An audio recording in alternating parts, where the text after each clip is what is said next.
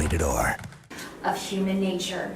Now, Marie, can you tell us a little bit more? Let's kind of go back before even you wrote this book. Back to what it took and what you've been through to get here to St. Louis. Actually, it took me, I was married to American St. Louis guy, and he was from here, so he passed away 7 years ago. I decided to stay here because we have a son together. His name is Sean, and it's the best decision I ever made.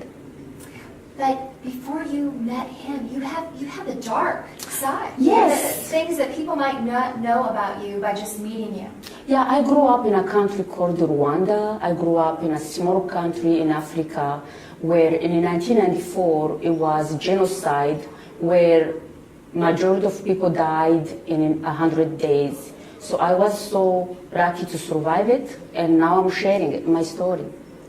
And you actually are doing tours with your book to try and let people know how and what it took for you to survive what you've been through.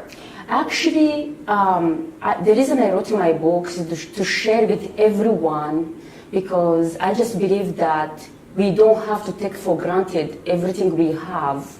I'm just trying to empower people to remember that your past is your past. You cannot change it, but you can succeed by focusing on what you want to do in the future, and be positive and do what you need to do to get where you need to go.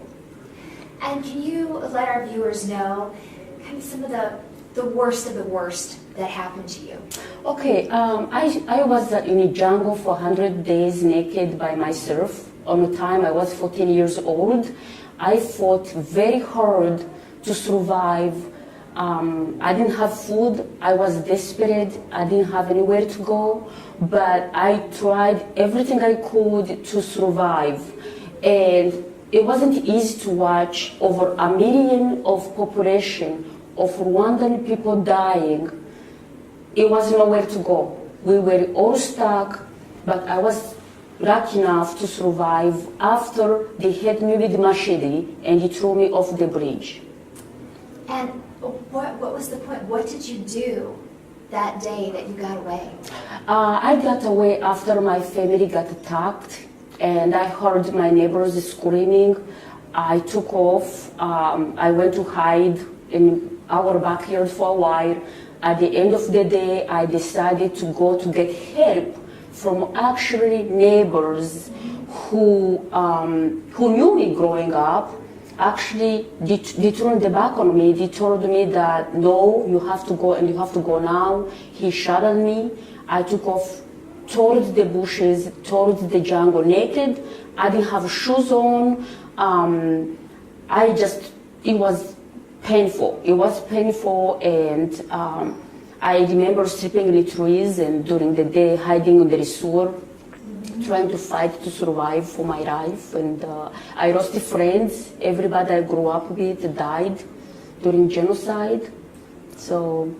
And what kept you going? How did you survive? And the psyche, what was going through your mind? You know, as a child, let's go back a little bit. Growing up, I always heard people telling me, oh, you were good for nothing, you were good for nothing. So I always wanted to prove everybody wrong. After the genocide, I went back to Europe to be with my grandma, and she built me up. She built my spirit up. As angry and sad as I was after surviving genocide and having all this trauma and bruises and machete gash all over my body, I decided to do something good, to try to change this world by sharing my story. It's just to remind people that it doesn't matter what you went through, it just actually matters how you think with your mind moving forward. Yeah. And what would you tell folks who are viewing that one key? Okay, one key is that if I survived, if I made it, and I went and I got education, if I made it through a bad childhood, a bad life I had growing up, if I made it, you can make it too. And do not let your past affect your future. Trust me, I made it. My message to you is you don't have to survive a civil war to be a hero. You can be a hero in your own way. Great things.